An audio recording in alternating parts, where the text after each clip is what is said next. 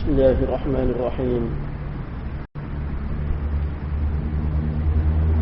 عن النعمان بن بشير قال سمعت رسول الله صلى الله عليه وسلم يقول إن الحلال بين وإن الحرام بين وبينهما أمور مشتبهات لا يعلمهن كثير من الناس فمن اتقى الشبهات استبرأ لدينه وعرضه ومن وقع في الشبهات وقع في الحرام كالراعي يرعى حول الحمى يوشك أن يرتع فيه ألا وإن لكل ملك حمى ألا وإن حمى الله محارمه ألا وإن في الجسد مضغة إذا صلحت صلح الجسد كله وإذا فسدت فسد الجسد كله ألا وهي القلب متفق عليه.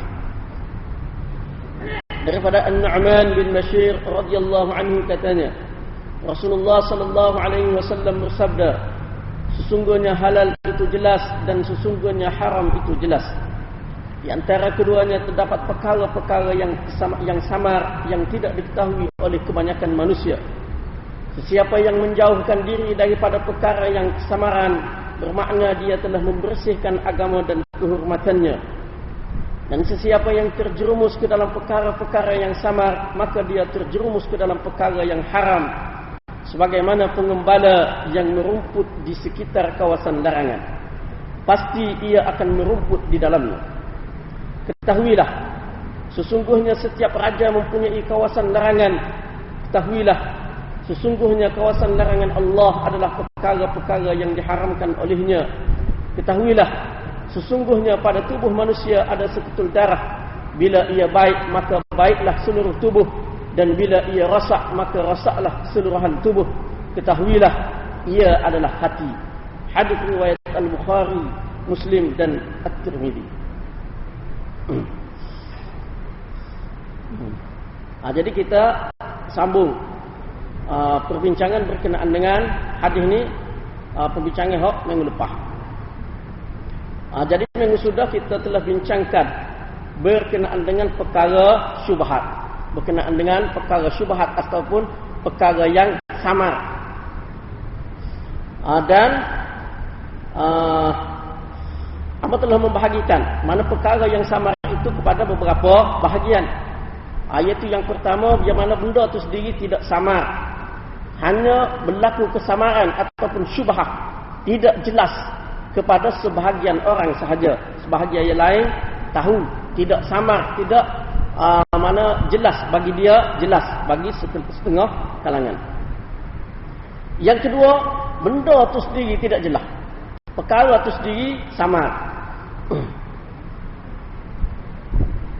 Dan perkara itu sendiri sama pula terbahagi kepada beberapa jenis.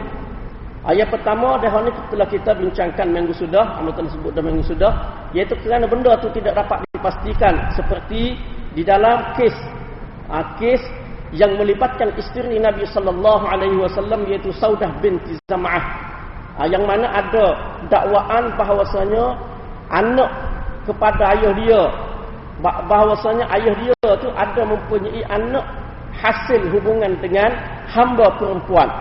Hasil hubungan dengan hamba perempuan. Jadi salah seorang daripada adik-beradik kepada Saudah, iaitu isteri Nabi sallallahu alaihi wasallam, kata, ni adik-beradik kita, cuma adik-beradik mak lain, yang mak tu hamba. Tetapi tak jelas, benda tu tak jelas. Kerana tu Nabi sallallahu alaihi wasallam tetap suruh Saudah isteri dia tu berhijab dengan kawan tu, dengan orang tu. Sebab apa? Sebab tidak jelas. Dan yang kedua, yang mana perkara itu sendiri adalah samar. Kerana apa? Kerana berlaku percampuran di antara yang halal dan haram. Benda itu sendiri tidak jelas dari sudut mana? Dari sudut berlaku percampuran di antara yang halal dan juga yang haram. Jadi contohnya di dalam harta. Harta itu ada hasil daripada sumber yang haram dan juga hasil daripada sumber yang halal. Apatah lagi kalulah kebanyakan daripada harta itu adalah daripada sumber yang haram. Seperti contoh, kita kata seseorang tu dia nego banyak, dia nego banyak. Ada setengah perniagaan dia tu molek. Perniagaan benda hak molek. Benda hak molek. Kita kata menego perkara-perkara yang dihalalkan untuk diperdagangkan. Tetapi kebanyakan daripada hasil perniagaan dia adalah kerana perniagaan yang tidak halal. Seperti jual kok. Seperti nego judi kok kita kata. Mesin judi kok berapa kok tak kira lah. Hak banyaknya daripada sumber yang haram. Maka harta dia tu menjadi syubhat, tidak samar. Jadi bagi orang yang harta dia lagu ni, hak sebaiknya bahkan dituntut menjauhi daripada harta dia tu, mengelak diri daripada hijau dengan dia. Begitu juga kalau kita kata kita hijau di sesuatu badan sesuatu syarikat, yang mana seperti kita kata, contohlah kita kata sebuah syarikat yang mengendalikan lapangan terbang, kita kata lapangan terbang. Jadi hasil dia ni hasil daripada pengutai sewa kau gapo kau. Jadi banyak daripada kedai-kedai yang sewa daripada dia tu banyaknya menjual perkara-perkara yang haram. Jadi dalam kisah lagu tu hak yang dituntutnya adalah menjauhi daripada hijau dengan hak lagu tu. Begitu juga kalau kita kata sebuah badan keuangan yang mana gagah dia tu, kukuhnya badan keuangan tersebut dengan hasil yang haram, hasil riba kalau kita kata, kukuh. Walaupun dia ada bahagian Islam Islamik, dia ada bahagian Islamik ni. Sebuah badan keuangan itu dia ada bahagian Islamik, tapi dari segi asas paksi dia ni ataupun tunjang dia ni adalah sistem riba. Tunjang dia ni, dia gagah, dia hidup dengan hak tu. Cuma dia ada sikit hak bahagian Islam, Jadi hak jenis lagu tu juga termasuk di dalam sebuah badan keuangan, institusi keuangan ataupun satu badan yang mana kebanyakan harta dia adalah daripada sumber yang haram. Jadi kalau hak jenis lagu tu sangat-sangat dituntut supaya dijauhi, elok daripada hak jenis lagu tu. Elok berurusan dengan dia, elok nego dengan dia, kau simpan dengan dia, kau apa kau, elok hak jenis lagu tu. Apatah lagi dalam keadaan alternatif tu banyak. Pilihan tu banyak. Boleh pilih hal lain lagi. Maknanya tak ada masalah. Kalau kita nak pilih hal lain, nak buat pinjaman, kau kita kata nak sipir, kau urusan macam-macam, kau ada lagi alternatif hal lain. Pilihan hal lain. Maka sebaik-baiknya bahkan sangat-sangat dituntut menjauhi badai-badai keuangan yang bersifat lagu tu. Hak jenis bersifat lagu tu. Sebab apa? Takut terjerumus ke dalam yang haram. Takut jadi lagu. Dan jenis hak sana juga, jenis hak benda tu sendiri haram. Kenapa? Kerana sesuatu tu tidak jelas antara yang halal dengan yang haram. Benda tu sendiri. Serupa juga dengan hak kisah ni, adik-beradik kepada isteri Nabi sallallahu alaihi wasallam, Saudah binti Zam'ah tu. Serupa, cuma hak sana dalam kisah aurat, dalam kisah mahram, hak sana ni. Hak ni pula dalam kisah makanan. Seperti Nabi sallallahu alaihi wasallam, dia tidak makan buah yang ditemui di jalanan. Di dalam satu riwayat, buah yang ditemui dalam rumah dia, buah kurma jumpa dalam rumah dia. Cuma dia tak pasti buah ni adakah harta zakat orang wif dia ataupun orang suruh dia bagi, ataupun dia tak tahu mari mana. Dia tak tahu. Maka dia tak makan. Apa?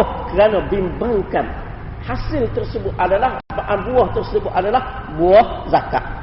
Kerana Nabi sallallahu alaihi wasallam dan juga keturunan dia, anak beranak dia tak boleh makan harta zakat. Tidak boleh makan hasil daripada zakat, tak boleh. Jadi kerana bimbang tu dia tidak makan. Padahal kalau kita nak kira dari segi kaedah fiqh ada sangat asal dia tak apa. Asal dia al-aslu al-adam. Asal dia al-aslu fil asya' al-ibah. Kalau kira asal dia ni boleh. Tapi Nabi sallallahu alaihi wasallam dia jaga. Dia jaga dulu. Dia jaga. Apa? Takut-takut benda tu adalah benda haram yang haram kepada dia. Jadi kerana buah tu tidak jelas. Begitu juga sesuatu harta yang bercampur bau antara halal dan haram, walaupun yang haram itu adalah sedikit. Jadi hal ni walaupun di kalangan ulama setengah ulama seperti Imam Ahmad dan juga setengah ulama yang lain mengatakan tak apa. Tak apa kalau harta dia tu walaupun campur bau. Tapi hak haramnya sikit je. Hak haramnya sikit. Boleh buat berurusan. Tetapi yang sebaiknya mengelak. Hak tu hak paling baik. Elok. Cari hak lain. Seperti kita kata, semua tak ada juga. Seperti kita kata, sebuah badai. Seperti kita kata, badai ya, jaga. Dia, airport tu bawah dia. Airport tu bawah dia. Jadi macam-macam lah. Dia hasil hak dia boleh. Hasil hak kapal terbang turun, airport tag tu deh. Lepas tu hasil hak kedah-kedah sewa, kapal tu banyak. Semuanya boleh, tak apa. Hak ni jual coklat, hak tu jual baju, hak tu jual beg, hak tu jual ni juga tu. Ada sebutir jual hak. Ada sebutir jual hak, sebutir je. Ataupun 2-3 butir je jual hak. Hak lain tu boleh berlaku. Hak lain tu. Ada hak, ambil hak, kapal terbang turun, kan? Kena bayar kan? Kena bayar ke airport. Hasil daripada hak tu. Cuma ada 2-3 butir tu kedah hak. Ataupun kedah-kedah hak tak boleh hak haram. Jadi kalau nak kira daripada hasil dia hak banyak tu sikit je hak haramnya. Sikit je hak haram. Dan setengah ulama mengatakan tak apa kalau hak lagu tu. Tak apa. Tapi hak sebaiknya adalah elok, mengelak diri. Itu yang sebaiknya. Itu yang sebaiknya. Manakala ada pilihan elok. Elok. Sebab apa? Sebab di antara sebab dianya kerana satunya kita nak mengelak diri daripada terjerumus ke dalam perkara yang haram. Yang keduanya kerana kita balik kepada hijrah, iaitu hijratul amil, hijrah meninggalkan orang yang melakukan sesuatu perkara yang tidak boleh. Iaitu seperti hak sana, iaitu dia beri ruang kepada orang untuk jual perkara-perkara yang haram. Beri peluang kepada orang untuk bermuamalah dengan perkara yang haram, perkara yang tidak boleh. Sedangkan banyak lagi kalau nak kira benda lain. Jadi cara supaya dia tinggal hijratul amil dia panggil. Waktu kita telah bicara di dalam hadis yang pertama dulu. Hijrah meninggalkan orang yang melakukan amal. Iaitu orang yang melakukan amal yang tidak baik. Perkara-perkara maksiat kau hak tu hak jelas maksiat tu lebih patut kita tinggal.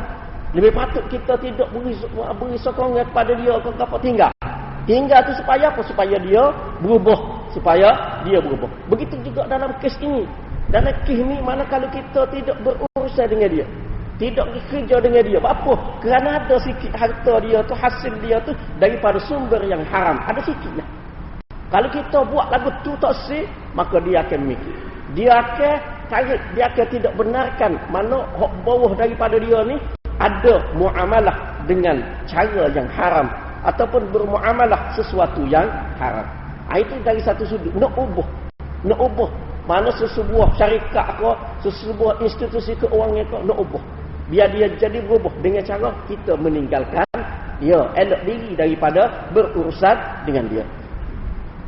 Jadi ni makna mengelak diri daripada perkara syubhat yang mana benda tu sendiri adalah perkara syubhat, benda tu sendiri. Kemudian perkara syubhat juga jadi yang pertama bagi benda tu sendiri tidak syubhat, tidak sama. Yang kedua benda tu sama. Yang ketiga berlaku kesamaran itu atau syubhat itu kerana berlaku khilaf di kalangan ulama. Berlaku khilaf di kalangan ulama. Ulama ni kata gin boleh, ulama ni kata tak boleh. Dan kalau kita tengok dari segi dalil, dari segi hujah lebih kurang, sama-sama kuat. Sama-sama kuat. Tidak kata hon ni kuat, hon ni tak boleh pergi langsung nak hujah. Kalau hak jenis lagu tu tak apalah. Hak jenis lagu tu. Seperti kata-kata kalaulah ada sesuatu tu dibenarkan, sebahagian ulama mengatakan ia adalah harus, boleh. Sebahagian lagi kata tidak harus. Tapi bagi hak mengatakan harus ni hujah cukup kuat. Mantap hujah dia. Hak mengatakan harus tu tak ada, tidak harus tu tak ada belah mana hujah. Tak ada belah mana. Hak tu lain lah. Kalau hak jenis lagu tu. Tapi kalau lah jenis khilaf di kalangan ulama tu sama kuat. Masing-masing ada hujah. Maka hak paling baik, hak sebaik-baiknya elak diri. Walaupun boleh tak salah sebab ada juga pendapat ulama tidak salah. Tapi hak paling baik mengelak diri daripada khilaf. Al-khuruj minal khilaf mustahabbun. Keluar daripada khilaf di kalangan ulama itu adalah lebih baik. Itu adalah dituntut. Hak tu hak paling molek. Apatah lagi kalau kita kata sesuatu benda tu, sesuatu perkara tu, hak mengatakan tak boleh, hak tu kuat hujah. Dalil kuat, cukup kuat dalil. Mantap, mana kemah dalil. Berdasarkan kepada Quran, hadis ataupun berdasarkan kepada usul, kepada dalil-dalil, usul-usul di dalam berdalil tu, hak lain dua lagi iaitu ijmu' ataupun qiyas, hak tu lebih kuat. Mana hak mengatakan tak boleh tu lebih kuat, hak tu lebih patut ditinggalkan. Mana hak ni kena mengelak diri daripada perkara syubhat. Supaya apa? Supaya tidak terjerumus ke dalam perkara yang haram. Kemudian kita pergi kepada kesimpulan hadis pula. Jadi sebelum ni kita telah bicara dah berkenaan dengan kedudukan hadis, makna umum hadis, huraian kepada hadis, beberapa perkara utama iaitu berkenaan dengan perkara syubhat. Kemudian kita pergi kepada kesimpulan hadis secara keseluruhan. Iaitu di antara kesimpulan hadis yang boleh kita ambil daripada hadis ini, iaitu Nabi SAW nak mengajar kepada kita bahawasanya boleh, harus di dalam kita nak rayak sesuatu kepada orang, membuat perumpamaan, buat perbandingan. Dalam muhawarah, dalam kitab kecil, kita nak rayak sesuatu kepada orang, boleh. Boleh. Bahkan kalau kita buat pula tu dengan maksud nak ikut cara yang ditunjukkan oleh Nabi SAW di dalam memberi faham kepada pendengar. Di dalam memberi faham kepada pendengar, kita nak ikut cara Nabi, iaitu buat perumpamaan supaya jelas. Jelas sesuatu perkara yang rumit dan juga supaya lebih mudah untuk difahami. Seperti di dalam hadis ini menggambarkan sesuatu yang tidak dapat digambarkan. Sesuatu yang maknawi, menggambarkan sesuatu yang maknawi dengan gambaran zahir, iaitu dengan gambaran yang nyata. Benda tak nampak, benda dari segi maknawi, haram, halal, syubhat, larangan, dosa, itu bagai tak nampak, bagai maknawi. Nabi SAW gambarkan dengan gambaran yang zahir, gambaran yang zahir.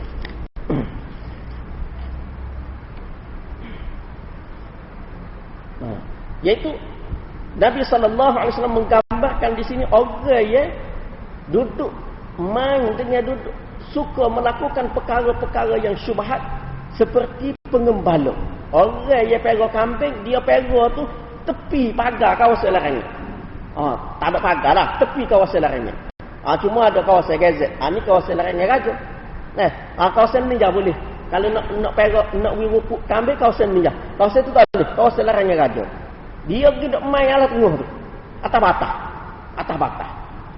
Jadi orang yang suka melakukan perkara-perkara yang sama, yang syubhat, serupa dengan orang hak jenis wi makan kau kambing, wi makan rupuk hak atas batas. Atas batas tu di antara kawasan larangan raja dengan kawasan hak dibenarkan. Duk main, duk wi rupuk atas batas. Tak kena buat, kambing tu masuk dalam kawasan larangan. Jadi begitu juga dengan orang yang sentiasa suka melakukan perkara syubhat, perkara yang tidak jelas. Dia duk buat semacam benda syubhat. Tak apa, tak jelas lah, diharap. Tak jelas lagi syubhat je, syubhat. Biasa duk main semua dengan benda-benda syubhat, akhir-akhir sekali buruk jatuh dalam perkara dalam lembah yang haram. Jadi boleh mana buat perumpamaan supaya mudah untuk difahami. Yang kedua, syariat Islam dari segi halal dianya adalah jelas. Dari segi haramnya adalah jelas. Itu syariat Islam. Sebagaimana makna umum hadis kita telah terdedah baru ni. Mana pada dasarnya benda halal, benda haram adalah jelas disampaikan oleh Nabi SAW. Benda hak sama pula ditekankan supaya dijauhi. Sangat-sangat ditekankan supaya dijauhi. Sebab di dalam hadis itu Nabi SAW guna lafaz istabra'a. Faman istabra'a, sesiapa yang menjaga diri, mengelak diri, mengelak diri daripada perkara-perkara syubhat. Mana Nabi guna lafaz istabra'a, mana dia jaga agama dia, dia membersihkan agama dia daripada perkara-perkara yang syubhat. Mana dia menjaga agama dia dan juga diri dia daripada perkara-perkara yang haram, bila mana dia mengelak diri daripada perkara-perkara syubhat. Sehinggalah perkara itu jelas bahawasanya dia adalah halal. Jadi bila mana benda itu jelas halal, barulah dia boleh buat, barulah dia boleh ambil. Dan kesimpulan juga seseorang itu bila terjerumus dalam perkara syubhat, mudah untuk dia terjerumus dalam perkara yang haram. Jadi kalau duduk biasa main semua dengan benda syubhat, boleh gelecoh dalam perkara yang haram. Kesimpulan ni, benda ni kita bahas secara detail, bahas cuma kesimpulan secara sepintas lalu. Dan juga ada kesimpulan selepas daripada ni, mungkin kita akan kena tegas sikit. Kemudian perkara-perkara syubhat tu kadang-kadang bukan kerana perkara tu sendiri samar, bukan kerana benda tu sendiri syubhat, tetapi kerana sesuatu yang lain. Kerana tu bila mana timbul sesuatu kekeliruan terhadap sesuatu hukum, maka hendaklah merujuk kepada ahli ilmu. Ahli ilmu ketika mana keliru tentang sesuatu hukum dan tidak beramal dengan sesuatu fatwa, sehingga hati yang ikhlas kepada Allah, hati hak molek, hati hak baik, hati hak nak kepada agama, bukan hati hak tidak nak kepada agama, hak cari peluang semacam tu tak boleh kira hati hak tu. Sehingga hati yang ikhlas kepada Allah tenang untuk melakukan. Bila mana kita menerima sesuatu fatwa, sesuatu keputusan, kita nak buat tu bila hak boleh buat, bila mana hati kita tu berasa sedap nak buat. Hati hak molek lah, hati hak molek berasa tenang nak buat, berasa tenang untuk melakukannya. Sebab di dalam hadis yang lain, mana Nabi sallallahu alaihi wasallam bersabda, "Da'ma yaribuka ila ma la yaribuk." Mana tinggalkanlah sesuatu yang meragukan kamu kepada sesuatu yang tidak meragukan kamu. Mana setengah benda tu kadang-kadang dia tidak samar benda tu sendiri. Sebab tu bila mana berlaku timbul sesuatu kekeliruan, tak jelas di dalam sesuatu perkara, rujuk kepada ahli ilmu supaya mendapat keputusan yang jelas berkenaan dengan sesuatu hukum. Kemudian termasuk dalam syubhat juga, iaitu sesuatu yang tidak jelas pada pandangnya orang ramai, tapi jelas bagi orang yang melakukannya. Ada sesetengah perkara orang ramai tidak jelas, bagi orang ramai tidak jelas, tetapi bagi orang yang melakukannya jelas. Tak ada masalah dia, jelas bagi orang yang melakukannya. Kerana tu orang yang nak buat tu, orang hak jelas dalam sesuatu perkara, seperti ahli ilmu ataupun pemimpin masyarakat, dia kena jaga diri dia daripada terdedah kepada tuhmahan dan celaan, daripada dia mendedahkan diri dia kepada pandangan buruk sangka masyarakat kepada diri dia. Sebab apa? Sebab bagi masyarakat benda tu tak jelas, syubhat. Benda tu tidak jelas sesuatu benda, tapi bagi dia jelas. Moga dia ahli ilmu, jelas bagi dia. Tapi bagi dia kena semoleknya elok. Elok diri daripada perkara yang boleh membawa kepada tuhmahan, celaan, sangkaan buruk daripada masyarakat kerana kejahilan orang ramai, kerana orang ramai tak tahu. Dan kalau dia boleh menjelaskan, dia mesti menjelaskan perkara tersebut bila perlu, bila boleh. Ada peluang rakyat. Ada peluang rakyat. Jadi ini termasuk di dalam syubhat juga. Di dalam syubhat, di dalam hubungan dengan sesama manusia, dia perlu juga dijaga syubhat ni di dalam konteks nak menjaga kehormatan diri. Kita nak jaga kehormatan diri, kena jaga. Mana kena jaga? Bukan kata bila mana sesuatu benda tu jelas molek dah, kita bagi kita jelas dah, pakai buat selalu. Tak kira dah keliling kelalet. Tak kira dah keliling kelalet. Jadi sebab apa? Sebab bagi masyarakat benda tu syubhat, tidak jelas bagi dia, sama bagi dia. Cuma bagi ahli ilmu dia tahu dari segi ilmu. Mana hubungan di dalam menjaga diri daripada perkara syubhat ni, dalam menjaga diri daripada perkara syubhat ni bukan semata-mata di dalam konteks hubungan dengan Allah Subhanahu wa taala, tetapi juga di dalam hubungan dengan manusia. Hablum minallah wa hablum minan nas. Mana kena jaga belaka kedua-duanya tu, dua-dua perkara tu. Seperti kita kata seorang ahli ilmu, ustaz kata tok guru, ustaz lah, tok guru tinggi sangat dia. Ustaz kita kata. Seorang ustaz tu muka dia tahu, dia ngaji tinggi. Dia tahu aurat ni khilaf aurat ni. Aurat. setengah pendapat ulama kata daripada pusat sampai ke lutut. Ada setengah ulama Imam Malik kata dak aurat ni. Aurat ni kawasan sekitar tu lah, sekitar kubul dan dubur tu. Makna kawasan sekitar dia tu tak, mana dalam batas dia tu lah kita kata. Dia pun nak suruh orang faham pakai seluar pendek. Nyuh jalan dalam mana pakai seluar pendek. Apa? Jelas kan benda ni. Nyetek baju t-shirt seluar pendek. Apa nak suruh orang faham? Nak suruh orang faham. Jadi benda tu syubhat di sisi masyarakat. Bagi dia walaupun jelas bukan sekadar hak elok, bukan hak mesti dia kena elok. Sebab apa? Sebab jadi syubhat, sebab benda tu syubhat di kalangan masyarakat. Orang tengok, Allah ustaz apa dia pakai luar pendek di Kota Baru. Allah ustaz ni. Jadi kena elok daripada perkara-perkara tersebut. Banyak lagi seperti kita kata, anjing. Anjing. Di dalam mazhab Syafi'i dan duduk dalam masyarakat Syafi'i. Di dalam mazhab Syafi'i mana anjing tu najis. Bahkan mengikut pendapat masyhur di kalangan di dalam mazhab Syafi'i, walaupun ada khilaf dalam mazhab Syafi'i pun ada khilaf juga. Basuh tu kena sama 7 kali. 7 kali mesti kena basuh lagu tu. 7 kali salah satunya dengan tanah. Mana berat anjing di sisi mazhab Syafi'i. Tapi dia ni ustaz dia, ngaji tinggi. Banyak ngaji dia tahu. Dia tahu anjing ni khilaf anjing ni. Bahkan kalau tengok kepada perbahasan berkenaan dengan anjing ni hadis patut turut mana Nabi sallallahu alaihi wasallam mereka awalnya keras, mereka apinya lembut.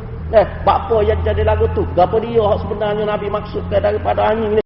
Dia faham. Dia pun tak kira orang. Pegang anjing. Betul-betul bawa anjing jalan. Nyuk bawa jalan. Orang tengok, Allah ustaz, pegang anjing ustaz. Demo tak tahu. Jadi benda tu bagi dia jelas. Tapi bagi masyarakat tidak jelas. Syubhat. Makna bagi masyarakat sama. Jadi dalam hak jenis benda-benda lagu tu walaupun bagi dia jelas, tetapi disebabkan di sisi masyarakat benda tu tidak jelas, maka dia tak boleh buat. Kena elok daripada melakukannya. Elok tak usah buat. Atau buat apa? Dia akan mendedah kepada buruk sangka, kepada tuhmahan, menyebabkan kadang-kadang benda hak lebih besar lagi dia boleh royak, dia tak boleh nak royak. Orang tak dengar dah. Kerana benda-benda hak syubhat lagu tu. Benda-benda hak tidak jelas lagu tu. Jadi banyak kali. Mana syubhat di kadang-kadang kerana benda tu jadi banyak sebab banyak dia pun perangkat dia tu. Bahkan kadang-kadang benda-benda kecil, kadang-kadang benda hak lebih kecil lagi kadang-kadang. Kita kata dia. Contohlah kita kata, contoh. Semaya tahiyatul masjid. Pada ketika imam baca khutbah. Imam duk baca khutbah. Jadi di sisi mazhab Syafi'i umumnya, bahkan itulah pendapat awak di sisi mazhab Syafi'inya, iaitu kena semaya juga tahiyatul masjid. Walaupun imam tengah baca khutbah. Kena juga raka'atan khafifatan, 2 rakaat yang ringkas. Kena juga. Tapi dia mengaji tinggi. Dia mengaji tinggi dia. Banyak benda dia tahu. Hak ni dia tahu. Sehingga khilaf dalam masalah tu pun dia tahu. Dalil pun dia tahu. Mana lebih kuat. Dia pun naik akan duduk selai. Mungkin di sesetengah kawasan, sesetengah tempat kita kata mungkin di dalam kawasan bandar. Kita kata di bandar. Orang lain sikit mikir luah ni. Cara mikir tu mana luah, tidaklah speed sangat, cerdik kita kata. Mungkin tak apa di bandar. Dia naik, moga dia tahu. Dia tahu hukum tu. Walaupun di sisi mazhab Syafi'i dan juga di sisi masyarakat Syafi'i itu maklum mesti kena semaya juga 2 rakaat tahiyatul masjid.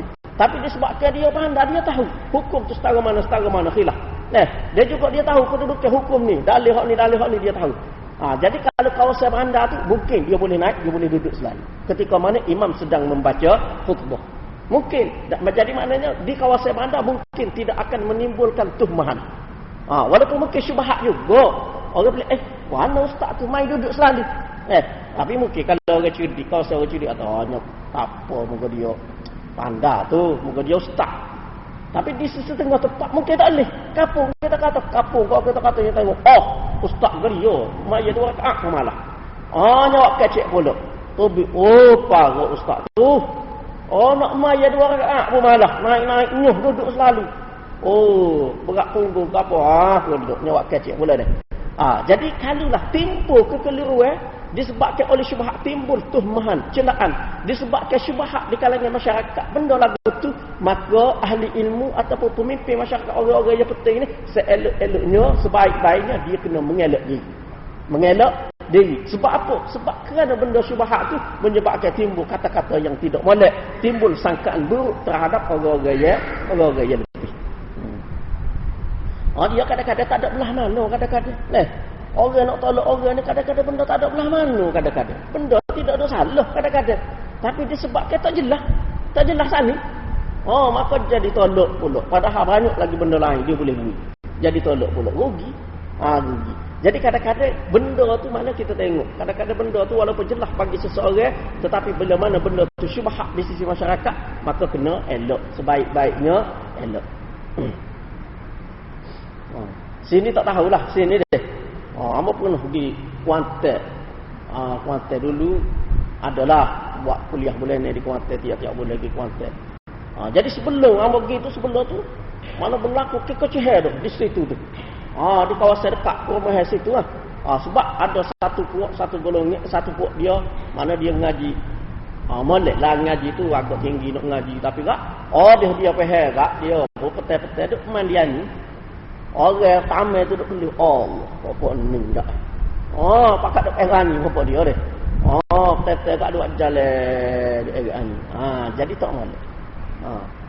Bukan kerana benda tu sendiri salah, bagi pendapat satu, mana bagi pendapat segolongan ulama. Bukan kerana benda tu salah, tapi kerana benda tu syubhat di kalangan masyarakat. Jadi banyak perkara lah benda tu kita boleh tengok lah. Walaupun benda tu kecil kadang-kadang. Jadi perlu elok untuk menjaga kehormatan diri, dan juga dari segi konteks dakwah, fiqh dakwah, dia kena jaga juga perkara-perkara syubhat di kalangan ahli masyarakat. Kemudian hadis ini juga menunjukkan kelebihan ahli ilmu. Sebab apa? Kerana mereka adalah penjaga kawasan larangan Allah Subhanahu wa taala. Ahli ilmu ni dia tahu kawasan larangan. Hak mana hak tak boleh tepuh. Sekat mana je hak boleh pergi, dia tahu. Jadi benda hak tak jelas, orang tak jelas, hak ni lagu mana nak buat apa tu, ni lagu mana? Ditanya ahli ilmu. Jadi mana dalam hadis ni Allah Subhanahu Nabi sallallahu alaihi wasallam mengecualikan ahli-ahli ilmu ni daripada orang yang timbul kekeliruan di dalam sesuatu perkara. Timbul kekeliruan kepada masyarakat, kepada orang ramai. Tapi bagi dia mana lebih dia tu. Kelebihan ahli ilmu dia tahu. Dan mereka adalah pengancam yang amanah. Mana mereka boleh memberi ancaman, memberi peringatan yang amanah. Hak amanah di dalam ilmu, beri peringatan terhadap perkara-perkara yang boleh menimbulkan syubhat, boleh menimbulkan kesabaran, kekeliruan, boleh menyebabkan terjerumus ke dalam perkara yang haram. Jadi ni kerja ahli ilmu. Mana kelebihan ahli ilmu yang disebutkan oleh Nabi sallallahu alaihi wasallam di dalam hadis ini. Kemudian kesimpulan daripada hadis ini juga iaitu perkara yang haram. Perkara yang haram, dia mempunyai benda yang haram kerana dia. Seperti pergaulan bebas diharamkan. Kerana apa? Kerana haramnya zina. Sesuatu yang haram. Seperti dalam hadis ni, Nabi SAW kata di antara halal dan haram ada benda syubhat. Benda syubhat tu asal dianya boleh. Tetapi kalau benda syubhat tu boleh menyebabkan seseorang terjerumus ke dalam perkara yang haram, maka benda syubhat tu juga mesti dijauhi. Jadi benda syubhat ni jadi haram kerana sesuatu yang haram. Asal dia tidak haram. Jadi hal ni dia masuk dalam kaedah al-harim. Masuk dalam kaedah al-harim lahu hukmun ma huwa harimun lahu. Iaitu sesuatu perkara yang diharamkan, dia hukum bagi dia ni ada hukum diharamkan sesuatu yang lain kerana dia. Seperti zina kita kata. Asalnya zina yang haram. Tetapi disebabkan oleh pengharaman zina, maka pergaulan bebas pun diharamkan juga. Tak boleh pergaulan bebas. Tak boleh. Walaupun kita kata budak-budak, kadang-kadang budak-budak kata Allah kecek je. Allah jupuk je, bukannya ada wak geria pun. Tak ada buat apa-apa, jumpa je. Kecek je, tubik je. Tu berat sikitlah, tubik je dia. Kadang-kadang kecek je dia, kecek. Allah, kecek je, bukan ada apa-apa pun. Kecek. Lepas tu, tak boleh kau kecek. Tak boleh. Kalau kecek tu boleh membawa kepada zina. Mula-mula kecek. Lepas tu jumpa. Lepas tu tubik sekali. Lepas tu tak sikit. Dia tidak terhenti. Dia tidak kata kecek habis gitu. Sudah kecek tutup. Dia teringat. Dia jadi teringat. Nak tidur pun teringat. Supaya apa? Ada sore penceramah. Dia kata malam-malam kak tubik. Api etromeng lah, tidak api gotu lah, tubik kok dalam selimu. Lapu etromeng, lapu merah, lapu biru, lapu hijau, tubik kok dalam selimu. Supaya etromeng dia kata. Dah nak buat mana malam-malam kak duduk dalam selimu, duduk main mesej. Kakek nyala hijau, kakek nyala merah, telefon dah ni, kayak macam-macam warna. Tak boleh nak tidur. Ada tak main mesej, tak habis kredit. Tak boleh nak tidur. Ya, kau lama kau kuat, kau lama kau naik. Jadi benda tu walaupun asalnya tidak salah. Tetapi kalaulah benda tu boleh membawa kepada perzinaan, maka benda tu pun salah juga. Jadi makna seelok-eloknya bukan dituntut setengah-setengah benda tu sangat-sangat dituntut. Tak boleh. Seperti pergaulan bebas haram. Apa? Kerana boleh membawa kepada perkara yang haram hak sebenarnya, iaitu zina. Seperti dalam hadis ni, benda syubhat tu asalnya boleh, tapi jadi tak boleh. Apa? Takut-takut terjerumus ke dalam perkara yang haram. Dia tu banyak lagi kita kata, walaupun setengah-setengah benda tu kadang-kadang ialah tidak borak, biasanya tidak borak kita kata dia. Sebab kita kata mai teruk ke, umumnya orang kita kalau mai teruk ni suka-suka je. Suka-suka je saja-saja dia hilang ngatuk, kadang-kadang jaga hilang ngatuk setengah-setengah tu. Dia mai lah berapa dia 400 dah berapa macam-macam dia mai. Macam-macam jenis. Teruk tu. Walaupun kita kata biasanya umumnya dia tidak borak. Umumnya. Tapi kalau dah benda tu boleh membawa kepada judi, maka benda tu jadi haram. Boleh. Tapi secara kita kata walaupun benda tu tidak membawa kepada judi ke apa, dari segi tak molek juga, tetap tak molek. Sebab dia ada unsur-unsur keserupaan. Jadi makna sini sesuatu benda yang haram, ada benda lain yang menjadi haram kerana dia. Seperti zina, ada benda lain menjadi haram kerana zina, iaitu pergaulan bebas. Kemudian kesimpulan lagi iaitu berterusan melakukan dosa kecil. Buat semua dosa kecil ataupun banyak melakukan dosa kecil boleh membawa kepada dosa besar. Jangan kita main-main dengan dosa kecil. Jangan berasa remeh-temeh dengan dosa kecil. Jangan. Jangan bola gitu. Deh. Dosa kecil main lagu tu, setara tu dah. Jangan. Sebab berterusan dalam dosa kecil boleh menyebabkan seseorang itu terjerumus ke dalam perkara haram, perkara je termasuk di dalam dosa besar. Seperti hak tadi. Mana nak main dengan benda syubhat semua, tak kena buat, terjerumus ke dalam perkara yang haram. Dan juga warak adalah merupakan yang agama yang penting. Jadi hal ini kita telah bincang dulu di dalam kedudukan hadis ini. Kemudian hadis ini juga menunjukkan bahawasanya kerosakan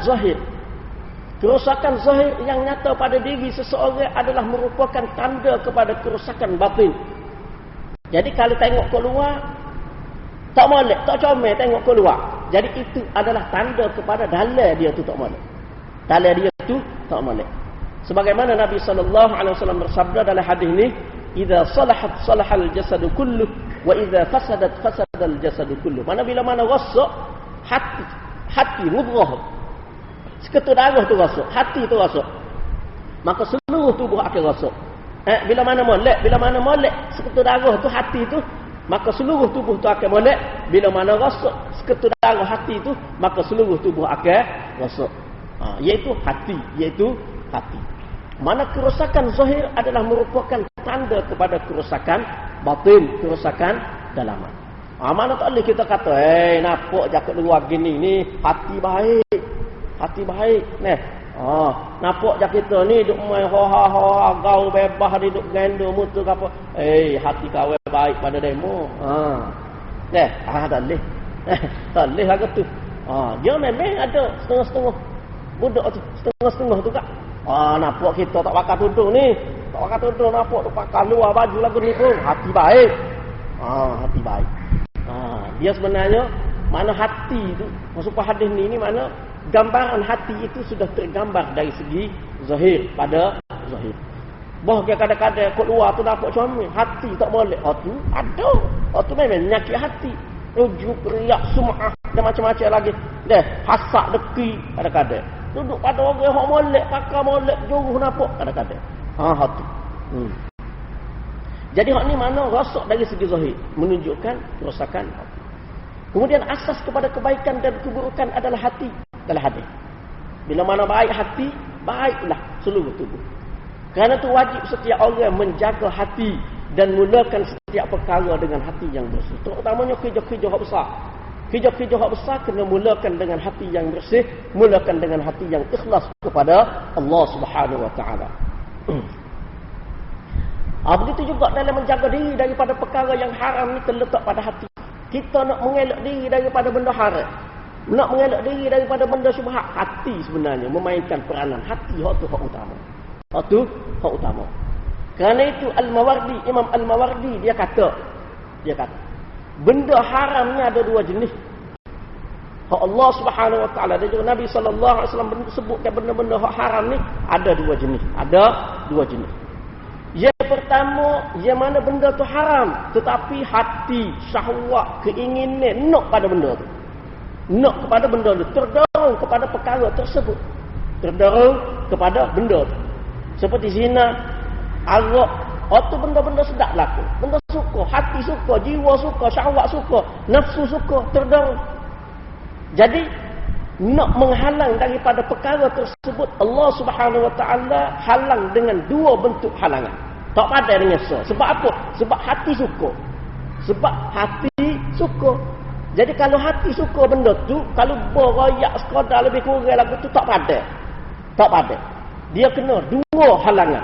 Allah Taala guna dua halangan kepada benda hak jenis lagu tu. Benda hak jenis hati suka. Sebab duduk pada hati benda tu. Duduk pada hati. Iaitu hukum had yang segera.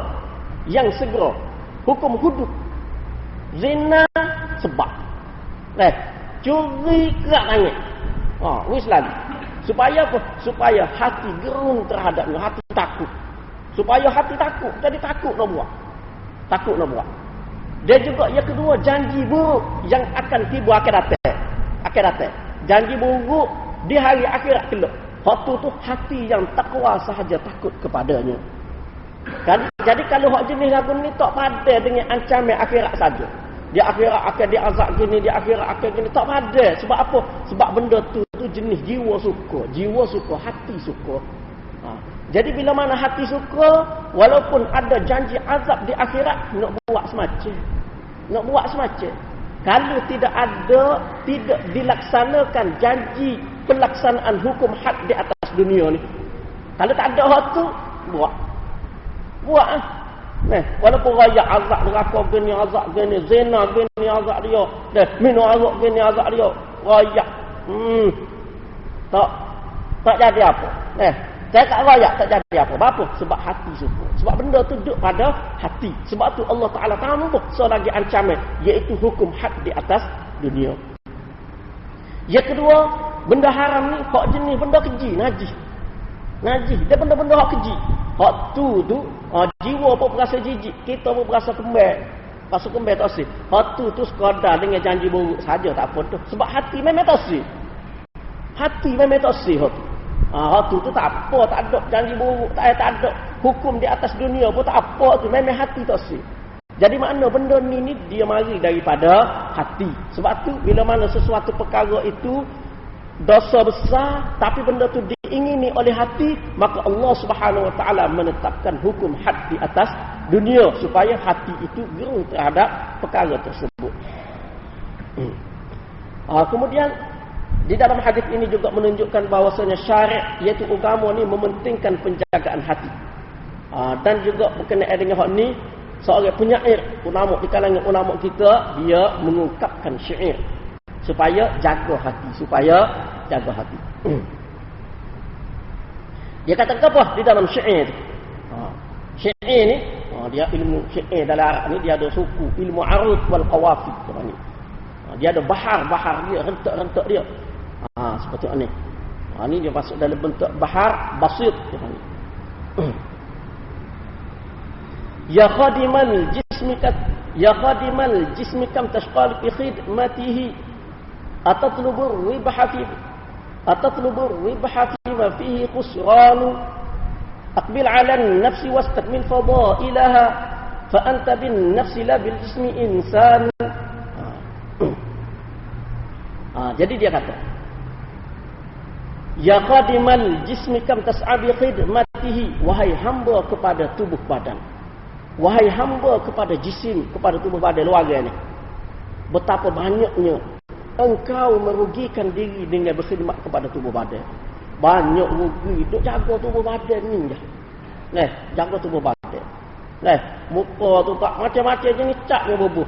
Dengan gapo tahu, nak ayak pun tak kena. Apa? Pewarna pipi lah. Lecu lah. Lepas tu apa lagi? Lendik mata lah. Warna atas kening pulak lah. Apa lagi? Macam-macam dia. Cukup kening pulak. Muak pulak kening tu sendiri pulak. Lepas tu apa? Macam-macam mana? Tu jaga muka. Tubuh pulak juga. Main gimnastik apa? Gimnasium tu kan dia. Gimnasium tu main gotu lah, burning lah, macam-macam. Tidak salah. Jaga kesihatan supaya tubuh kita gapo sihat gapo. Itu boleh dituntut. Tapi kalau lebih-lebih, waktu jadi matlamat pula, tu rugi tu rugi. Mana dia kata? Banyak sangat rugi diri dengan berkhidmat kepada tubuh badan. Jadi hamba kepada tubuh badan.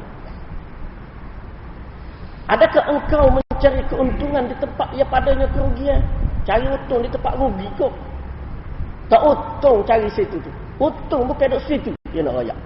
Untung bukan duduk situ.